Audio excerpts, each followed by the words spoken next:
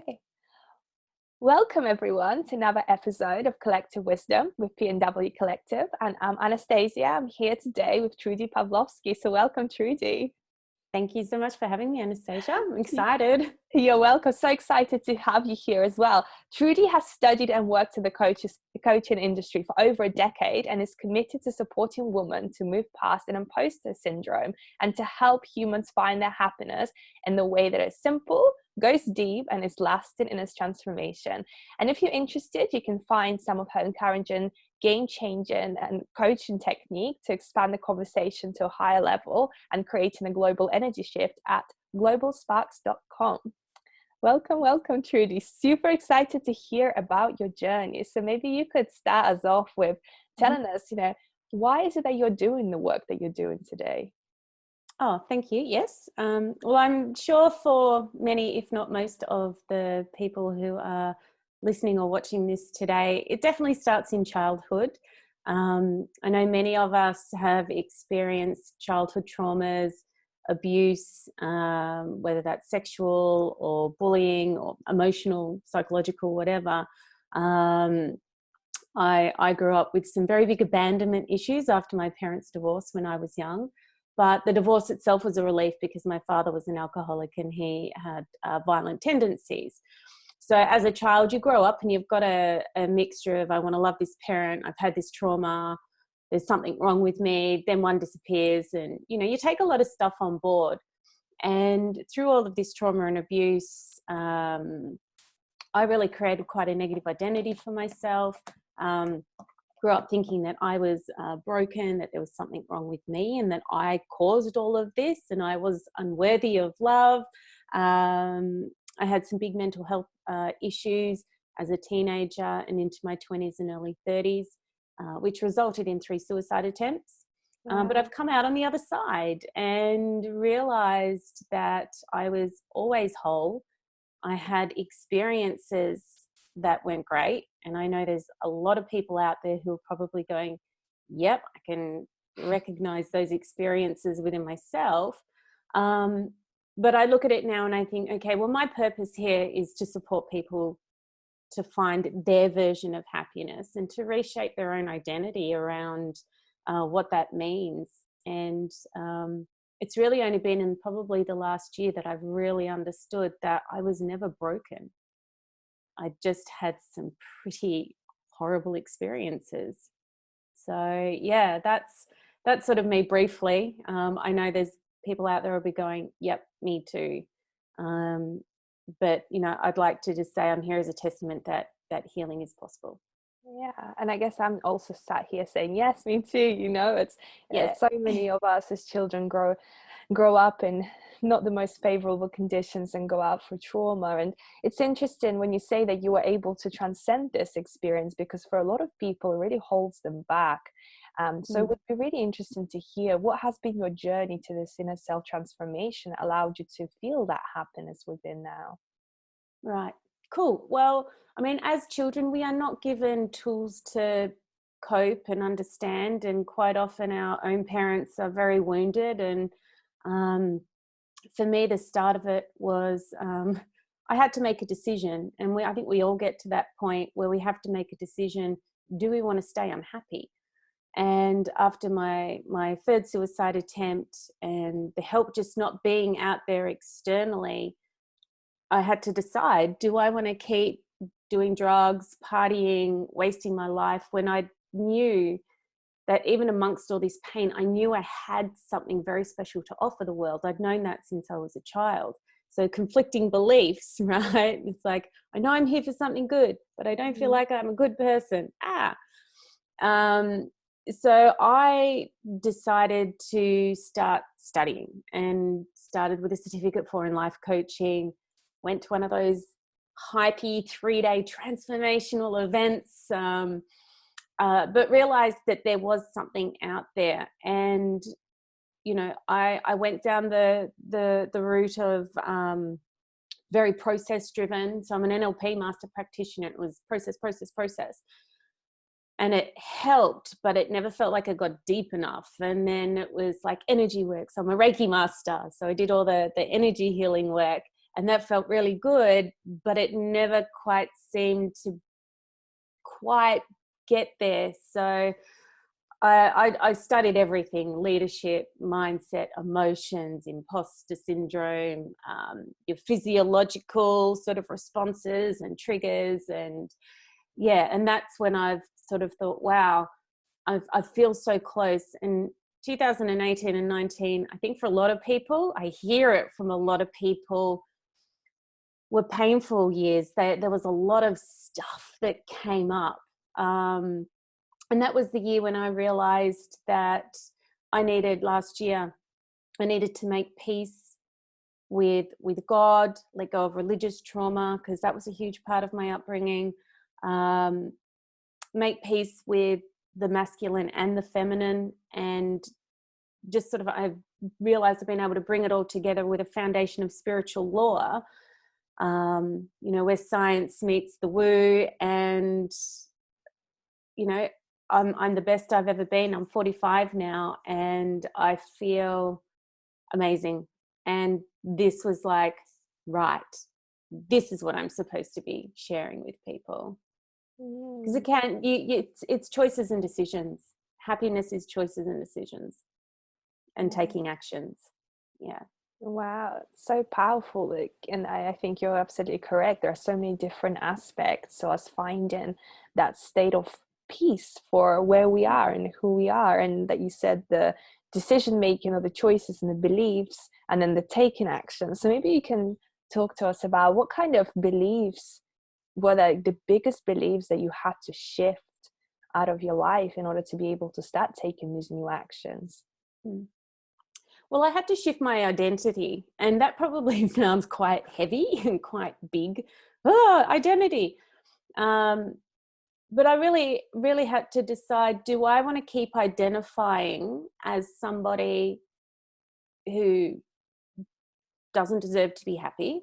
Or do I want to identify as whole and complete, somebody who's had experiences, and decide that I was healed, and that the past was the past, and the past could no longer hurt me? And it sounds quite simple, and I know people are going to be at different spaces, and hugely traumatic things do need a little bit more love and care, so this is quite generalized. But having lived what I'd lived through, I realized that by me staying in this space of like, I still have to go back, and I have to keep digging, and I have to keep finding all of the things, and everything has to be healed and be better. I was going to be in this ongoing state of healing, which would mean I was never going to feel whole. And that's, I feel like, is a big misperception in the coaching and healing industry, is that we're always have to be looking for something to heal. And it's okay to get to a space where you go, you know what? I'm good now. No one's ever said to me, hey, Trudy, you're good now.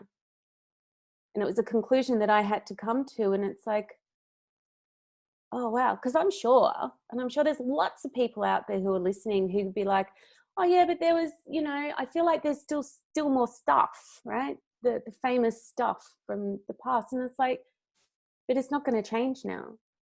You get to a point where I believe you need to make the decision and take the actions and follow up with all the choices that come with that you are whole and you want to move forward now. Like, it's forward focus, and you can make peace with who you are. And that's sort of where I operate from, that space of like, I see you, I acknowledge the pain, it was there. But hey, guess what? Shake it off now. Like, you're a beautiful whole person in this very moment. Let's go live some joy. Let's go live the bliss. So it's that polarity, that universal law of polarity. Like, there's all the pain. Great. Now let's take that and go, thank you very much. Now let's live the bliss and the joy. Wow, it's so powerful. And I was actually listening to something the other day that had the same idea, that how if we're just simply focusing on the past, we're digging in the past, and therefore we re-identify with the trauma, re-identify with the emotions. And I know scientifically we're creating these new neural pathways in our brain. Myelinating the pathway to Yeah. constantly be in pain, constantly triggering off our fight or flight or freeze thing, like constantly, because for me, one of the big things, shifting my physical health and understanding my physical body was stopping all the cortisol production in my body, and reducing all the inflammation, and the physical side of going, okay, just in every moment I'm going to choose to feel love and find peace and happiness. I would wake up every night with the pain in my arms would be so bad I'd have to go and like put them in the freezer to attempt to reduce the pain. All the inflammation is gone now. I've lost 12 kilos. People, like, I'm looking younger than what I did 3 or 4 years ago. And that's just taking the physical symptoms of pain and trauma out of my body because I stopped focusing on that. Stop, and I would love to challenge the listeners, do it for a day, do it for a week, where you consciously are choosing and deciding in every moment to look forward and look for that happiness in every moment, and start myelinating the neural pathways in your brain to look for the joy, or to go for the happy memory, or to go for the happiness over the pain. Because we're conditioned, from small humans, that we have to sacrifice, we have to struggle, that the reward is in the pain. Imagine if the reward could just be the reward because you showed up as a beautiful human and you did good things and you let yourself be happy. So many years of suffer and struggle. Like, that was my life for, it's only been the last probably year where I've really started letting go. So, and my life was pain right from the start, if you want to look at it from that perspective. 40, 42, 43 years of pain. Why do we suffer like that? Wow. And it's so It powerful. hurts my heart. Yeah. And the question, why do we suffer? Why do we continue to identify with the brokenness and the belief systems that we are broken, that we are damaged? Why is it that people I think don't the believe? coaching industry, inadvertently, like, I don't think the coaching industry is bad, but I think it promotes that, because especially when I talk about process driven stuff, and I am going to use NLP as an example, when you're always doing timeline and you're going back and you're looking for stuff, and go back to a time where you felt this, and we're constantly looking for the pain to look for the healing. And when we're focusing on the event, of course, we're triggering the body, we're myelinating the pathway. So sometimes I think the coaching industry and its desire to heal is potentially causing maybe not more harm all of the time, depending on the coach, but it's not allowing a fast recovery from things. And, like, I was taught, right, you want to sign up clients for 12 months, 2 years. You want to keep clients with you because, going out and finding new clients all of the time, you want to. But what I found when I was signed up for long-term coaching packages, the coaching just kept me in pain because I'd invested and I'd paid. So I felt I needed to get value.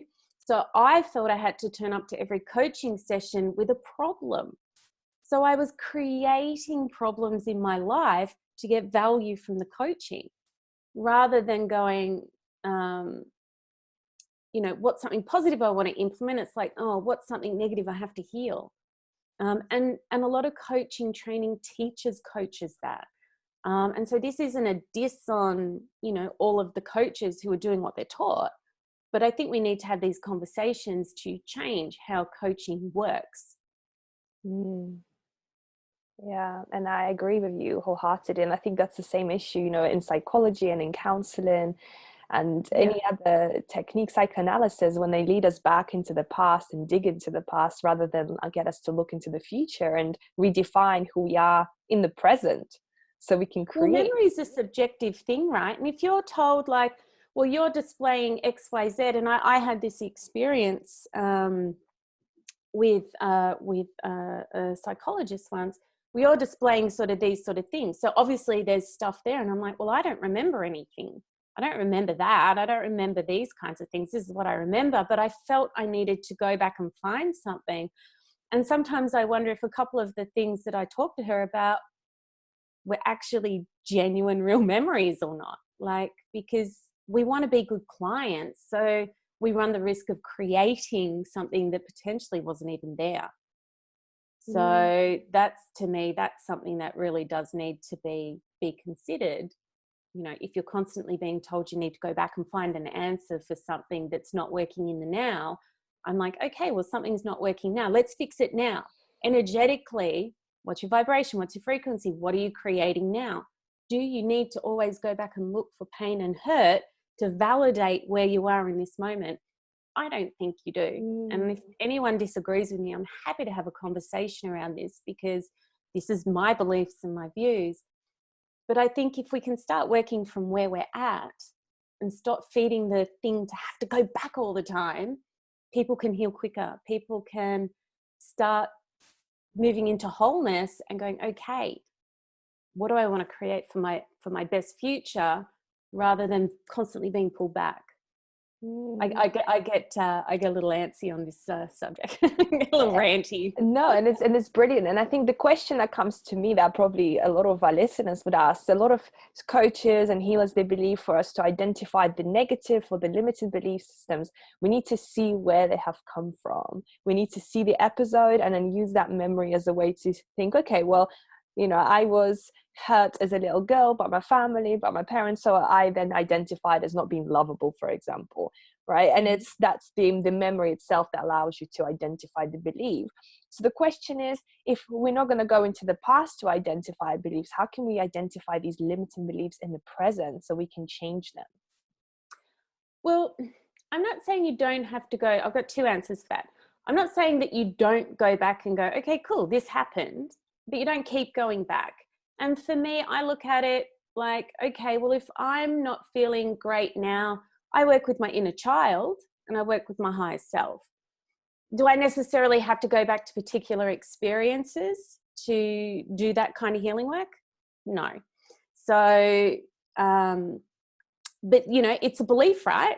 It's a belief that you have to go back to find the belief. You have to go back to the cause, right?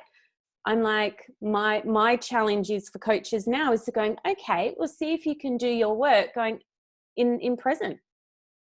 Test it out. Like, I'm a huge fan of like test and measure, see what works, see what doesn't. I'm not saying, you know, never ever do it. But for me, it's like to create this shift and to help people heal quicker, understanding the physiology and the neurology of, and you know, your nervous system and how all this works. If you keep sending back and you're spiking out their nervous system, you're causing a cellular response and a shift and all of this, that slows down healing. So instead of just going, well, this is how I've always done it and this is how I believe is the only way it can work, why don't we all start going, well, let's see, okay, somebody's showing up and they're not feeling loved and worthy. All right, what can we do now? What needs to change for you now? Because the past is done, right? So what's showing up in your life? So you're not feeling loved and you're not feeling worthy. Okay, you can't find a boyfriend or something, or a girlfriend or a partner or whatever. All right, so let's fix this now. The effect of what's going in your life, so the law of cause and effect, right? The effect is you don't have a relationship. All right, we need you to start learning to love yourself. What can you do now to start demonstrating love? Forgiveness work. All right, who do you need to forgive? Who can you pray for? Who do you need to write a letter to? Like, there's heaps of things that you can do without having to just constantly go back and back and back. I think, and tell me if I'm wrong, but I think most people can identify that I had a bad relationship with a parent. I had a bad relationship with my father growing up. I attempted to mend the relationship for years and years and years. Currently, right now, he's actually, he's dying. Do I need to go back and keep revisiting the past and keep filtering? And it's like, no, I've sent my prayers to him. I've prayed for a peaceful passing for him. and I can let it go, right? So going back and digging up all that past stuff, it's not going to help anyone now. Mm, So what can you do in the now? yeah. That's my challenge. That's where I feel there's the gap in coaching. Yeah. Because we have this moment, we are at cause in every moment. We are creating our life in this moment. So what do we need to change now? If we can Yeah. identify that there's a problem, sure, great. Let's move on. And I call it forward focus coaching. That's what I do. I'm just like, let's look at the now, let's move forward. And if you need to acknowledge the past, let's create a beautiful ritual and let it go. Wow, I'm very so passionate about this. powerful. You are, and it's so powerful because, it's something that I've also been realizing probably for about a year as well because of the experiences of my past and Yeah. everything coming out. But what I have really faced is a lot of resistance from other people in letting go of their past. I actually had a Yeah. very personal situation with someone who, even the idea of letting go and moving forward was like, no, they hurt me, they upset me, I'm not going to let go of that. Identity. Identity is so Yeah. strong. So how? I am hurt. Yes, You did this. yes. Cause and effect. You are at effect, not at cause. You can't control other people. Other people have free will. And it's that whole law of correspondence, which I absolutely love. As within, so without. As the universe, so the soul. Like, in every moment, you create your reality. And if you want to hang on to hurt and anger and hate, you have free will. You get to choose that. If you want to learn ways to bring in love and forgiveness and letting go and living your best life, you can do that too. And Mm, everyone starts at a different point, and I fully respect that and I so understand it. But ultimately, you are I believe in God. I believe in a spiritual God. I've made peace with the religious God. You are co-creator of your universe with God, universal source energy, whatever it is. So every moment you get to choose. And I think it just boils down to that with every client that I work with. I was at a birthday party on Saturday night and I'd had a few drinks, and this girl started talking about a relationship, and I blew her mind because law of correspondence, law of attraction, law of repulsion. I'm just throwing it out at her, but I'm like, ultimately, you choose. And by not choosing, you've made a choice. So you get to decide. And then you get the loving support and guidance to take the action to move you forward. I believe that's what coaching should be. yeah. Yeah, I completely agree with you. And it's so powerful to realize as well that even the clients who seem to be most broken because they have gone through some traumatic, sexual abuse as children or suffer from severe depression, it's given them that hope and realization that it doesn't matter what their past have been. It's just about taking that choice in the present and moving towards the future. But how can you guide those people who do feel broken and who do feel like victims and who don't want to let go maybe of that trauma in fear that they will justify what happened to them? How can we work with those people to give them peace? Okay, so it's, to me, that starts with the identity, identifying as depressed, identifying as broken, identifying as trauma. And I know for me, it's just so easy to hang on to that because it validates your whole existence. And there is so much fear in the unknown. It's like, well, who am I if I'm not depressed? Who am I if I'm not unhappy? Or if I find a way to let go of this trauma, or if I realize that part of me was at cause with the trauma. And for me, so I've been raped twice in my life, two different circumstances, and I was at effect of that for a long time. It was like, they did this to me, and poor me, I'm a victim. And this was the same with like with the depression. All of this stuff happened to me. I'm depressed. But our words have power.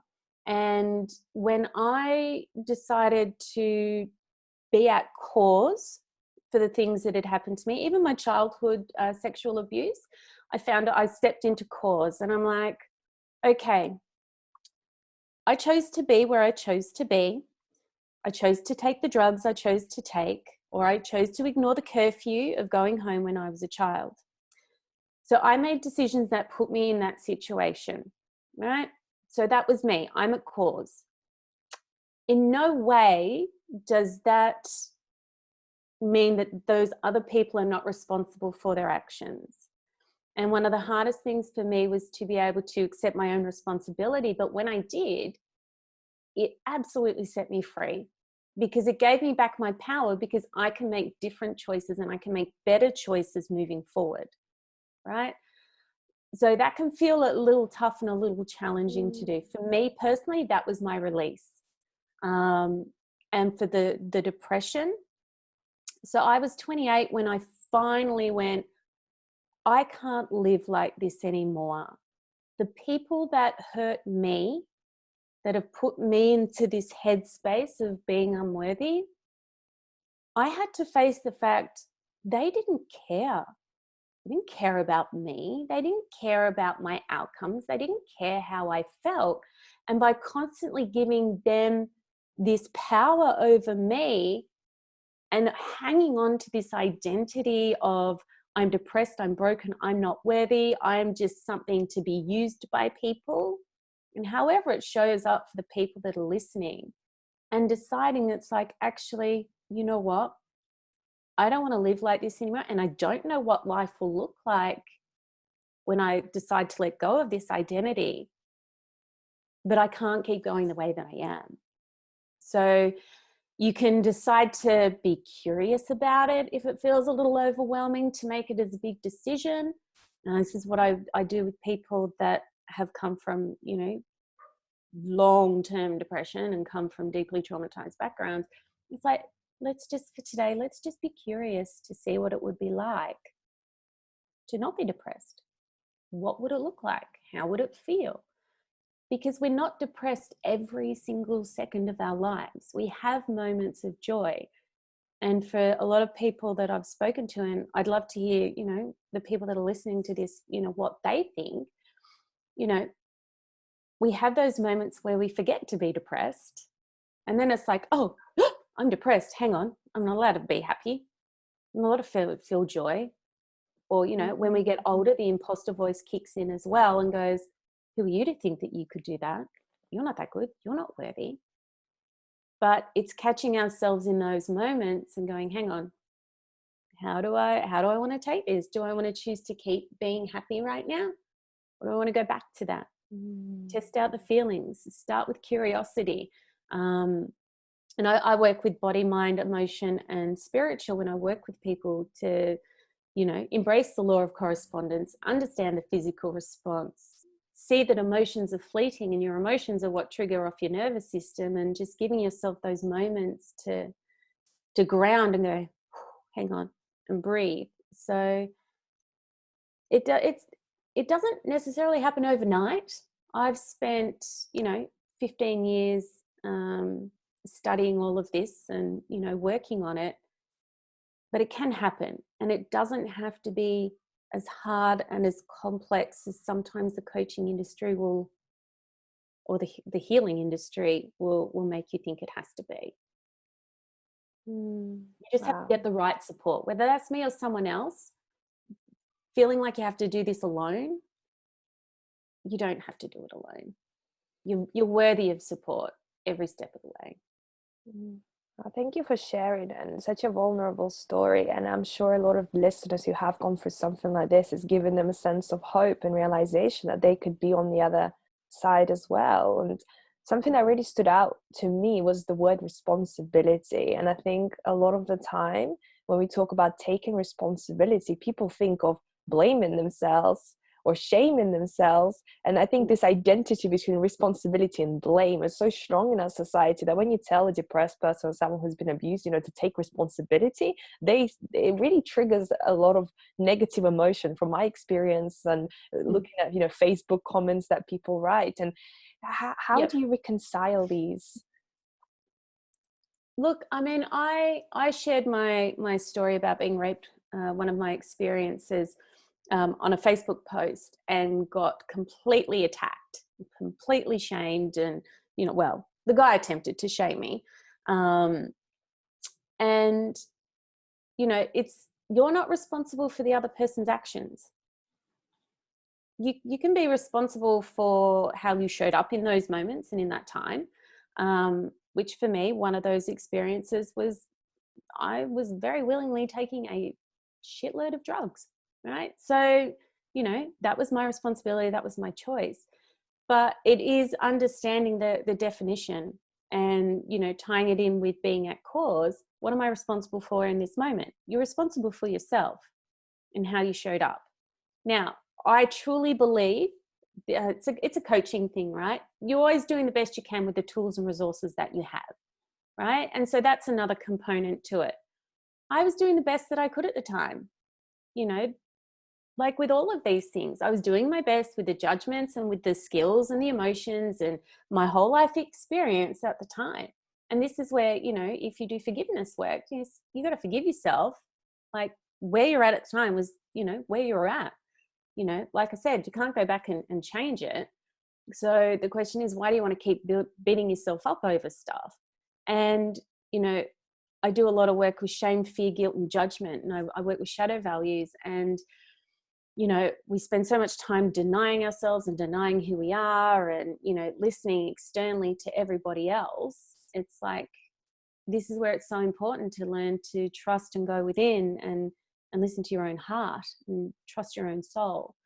So if shame, fear, guilt, or judgment are being triggered by other people, actually, I did a live in one of my groups the other day about triggers, right? So we're taught that triggers mean there's something to be healed and whoa, and we've got to go back and, it's that whole go back and fix the thing and find it and da-da-da-da-da.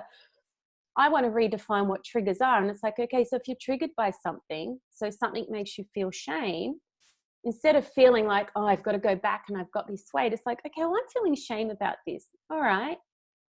What do I need to be able to let it go?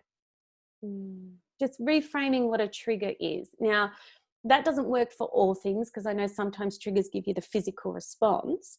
And if we have time, I'd love to share some questions that can help with that. But if you're getting emotionally triggered and you're like or sad or upset, it's like, I just look at a trigger now and go, all right, that's obviously hit something. All right, what do I need to let go of? What can I do to feel good about this? How can I grow from it rather than have to go back and heal from it? Does that make sense? Yeah, it does, 100%. And I would love you to give our listeners some tools on how they can step into this identity of wholeness. Yeah.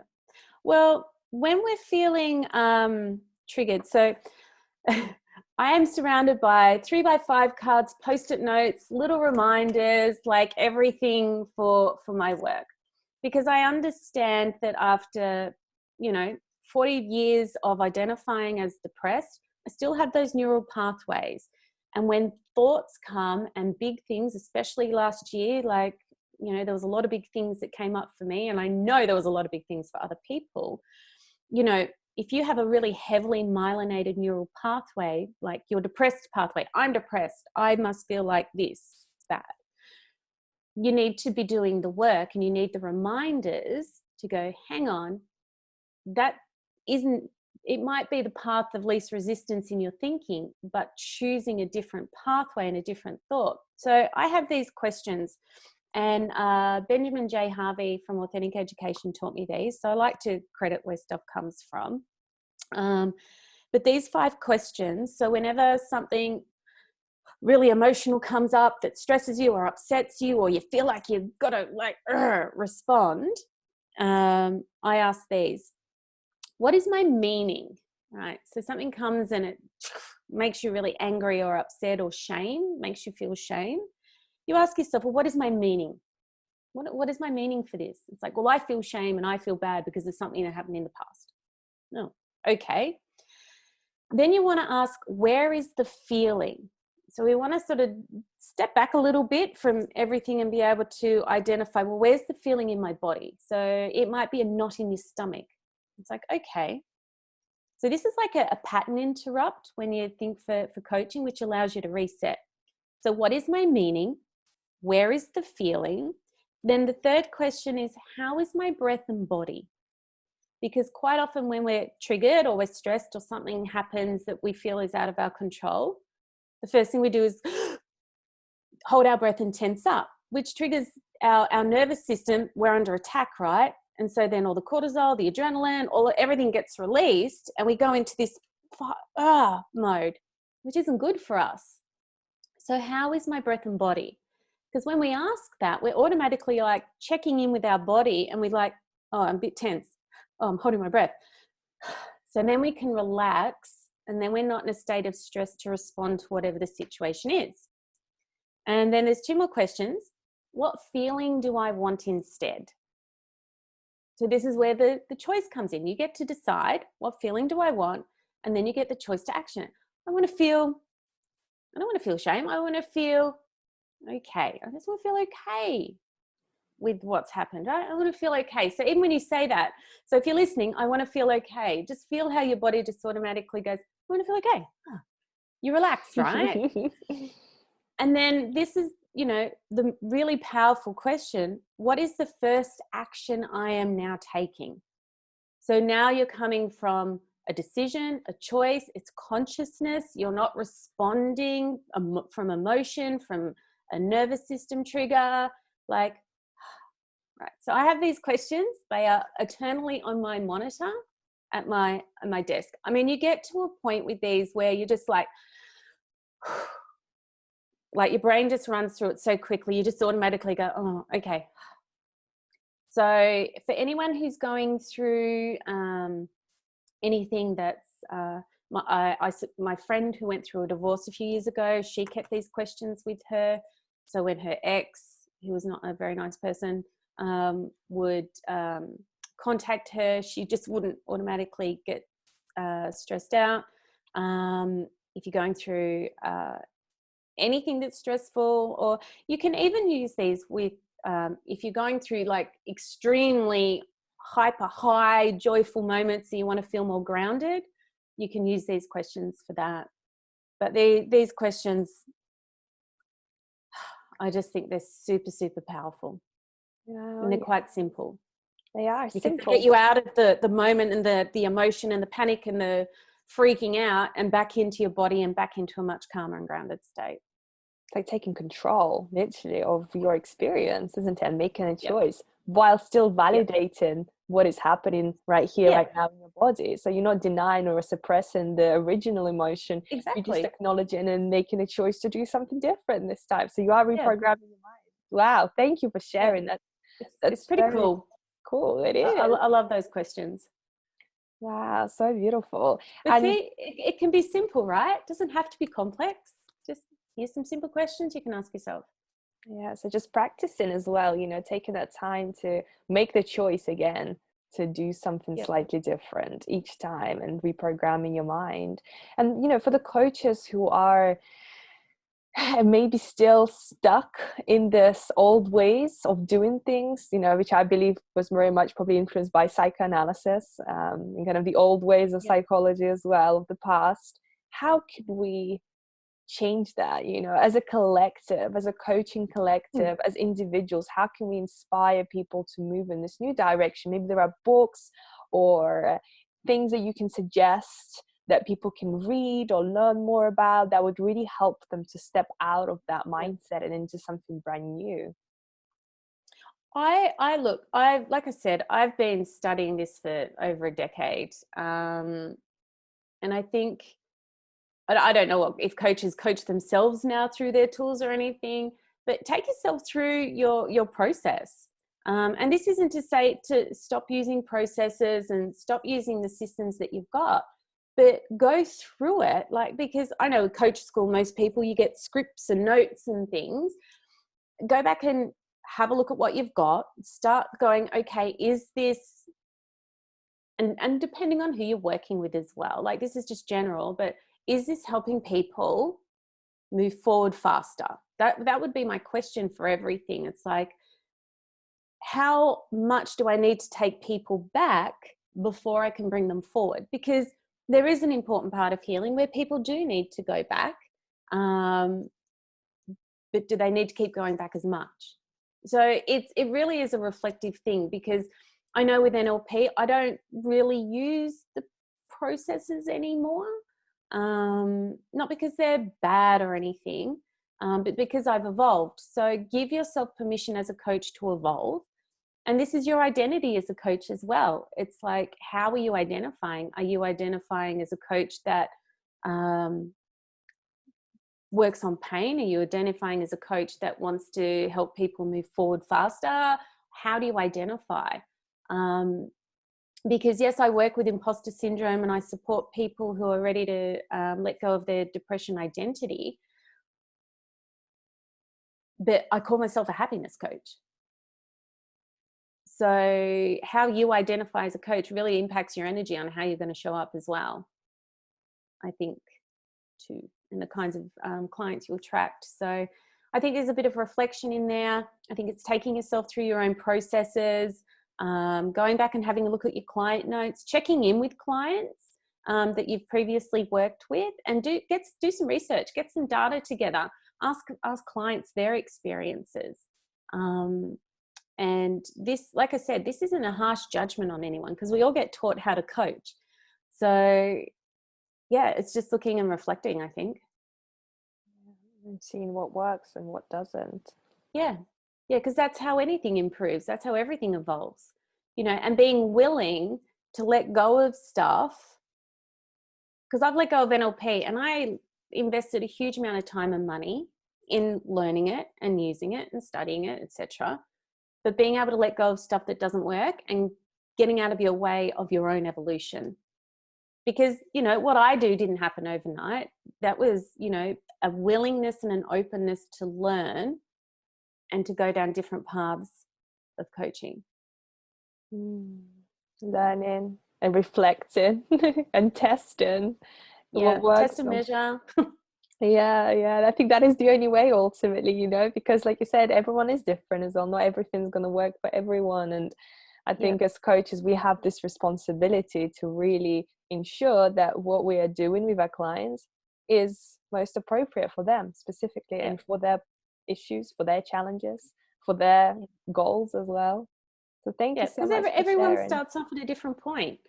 And so, I don't want to leave people feeling bad about the coaching or the work they're doing. I would just really want to encourage people to go, ask the question, is there a way I can be more helpful? Is there a way I can support better? Is there a way I can improve my coaching? And how can we all evolve as a collective, like you said?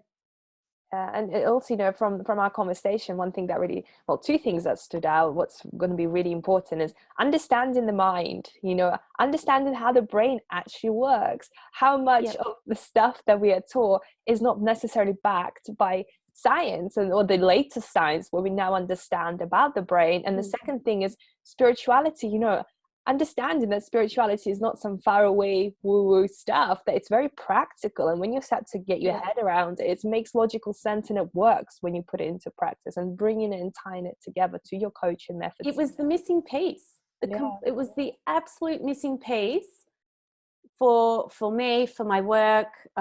Last year I was incorporating it in my work with my clients, and the results just increased massively, because it's such a solid foundation. Such a solid foundation when you really study it and embrace it. It's like metaphysics. They're just universal law. It works for you whether you choose to believe it or not. So you might as well believe it and embrace it and have a go at understanding it, because you deciding it's not real doesn't change it. And I used to be the most cynical, like science-based. I'm like, you woo-woo hippie types, get out of my face. Like, you and your manifesting over there. Like, but now I'm like, it all supports each other. Like, everything, it's all connected. We are all connected. It's just, mind blown. And I know I still have a lot to learn about the metaphysical side, but it's such a solid foundation. Yeah, it's an exciting journey. I think the more you learn, the more exciting and more expansive our methods can get, and the more we can benefit the humanity as a whole. And the more our clients benefit. Don't do it for yourself, do it for your clients. Seriously. Thank you so much, Trudy. It has been such a pleasure having you on and and having you share your incredible story of, you know, true transformation. I'm sure so many of our listeners are going to be really inspired to hear that there is hope, no matter how dark it gets, and taking responsibility is not necessarily what most people think. So thank you so much. My pleasure. Absolute pleasure.